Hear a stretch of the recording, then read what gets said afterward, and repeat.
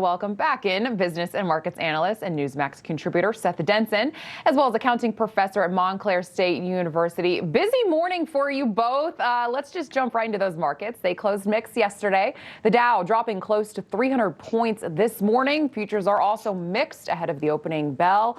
Okay, so Dan, we have been following the failures of these banks. I mean, how worried should Americans be about the fluctuations of the markets?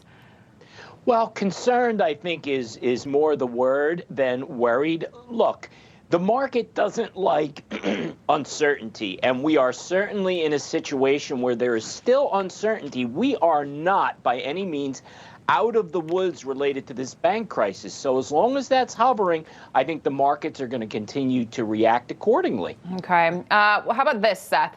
So it's looking like Americans are pulling back on spending at retail stores, cooling off in February. So are we seeing more and more Americans needing to just save that money for essentials like groceries? I mean, egg prices are still up 55% from last year. Yeah, Alex, and just essential inflation is what we call it on those things we have to have: fuel, food, even rent, and in some cases mortgages and debt. Those types of things have to be dealt with first, and when they do, the stuff we want, well, it takes a back seat. We're starting to see that now. Unfortunately, that means that as we continue to go into the spring and summer months, the economy will continue to potentially be on a decline, and that's going to be a challenge going forward, especially if the Fed continues to raise rates. Absolutely. Switching gears a little bit. So Honda is now recalling 500,000 vehicles across the United States and Canada because of an issue with seatbelts. Now, the automaker's top-selling models are now seeing an issue with the front seatbelts not latching properly. Dan, what do you make of this? What do investors need to know? Well, of course, this is a concern. Anytime we have a potential failure of seat belts and there's an accident, well, people can get seriously hurt. However, we hear so much about recalls. I think we're getting a little tired of it to the point where perhaps we're not even paying that much attention to it anymore. So I don't really believe that this is going to have any significant impact on the value of Honda or with the investors at this point. I almost agree, Dan. I feel like we talk about recalls in different automakers almost every single day. It's become so saturated that I agree that some consumers are probably not even paying attention to it. So moving on, T-Mobile is now buying Ryan Reynolds-backed Mint Mobile. Now, this is for as much as $1.35 billion. Seth, do you think this is a good move for T-Mobile? I think it's probably a good move for both. T-Mobile squashing some competition. Ryan Reynolds, a very familiar face. He was out there. There were a lot of Super Bowl era ads around this, so it got a lot of attention on this Mint Mobile. And so T-Mobile saying, hey, listen, we want to continue to be one of the largest, if not the largest, long-term cell phone provider, and we're able to grab, a welcomed face that most people know, and a new company that's out there, and make it look like a partnership, not an acquisition for Mint. You just start your company, sell it for over $1 billion.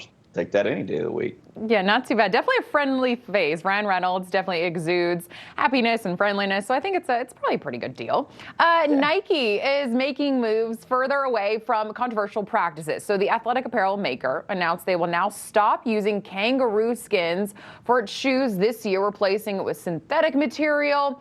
Dan, do you think this is a necessary shift? I know that a lot of this has to do with, I think, soccer cleats. I know my soccer cleats were actually made by kangaroo leather. Is this a good move?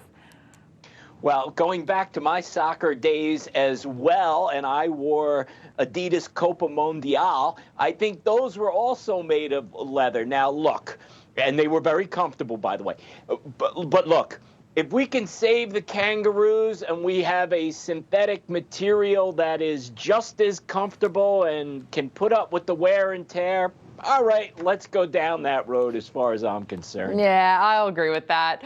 Ending on an interesting one. So Coors Light reinventing a new way to kick it back with a cold one, introducing new beer-flavored ice pops. They're called Corsicles. They're kind of tying this all into March Madness, saying, hey, watch March Madness, kind of take one of these Corsicles. They're actually non-alcoholic. Seth, will you be trying one? No. No, don't get me wrong, Alex. When I have my beer, I want it so cold there's a little bit of ice forming at the top, and that's the best way to have it, especially in the hot summer months here in Texas. But a beer popsicle, that's alcohol free, what's kind of the point of that? I think I'll just save those calories somewhere else. Yeah, that's kind of interesting. There's no alcohol in it. I guess if you just really like the taste of beer. Dan, what are your thoughts?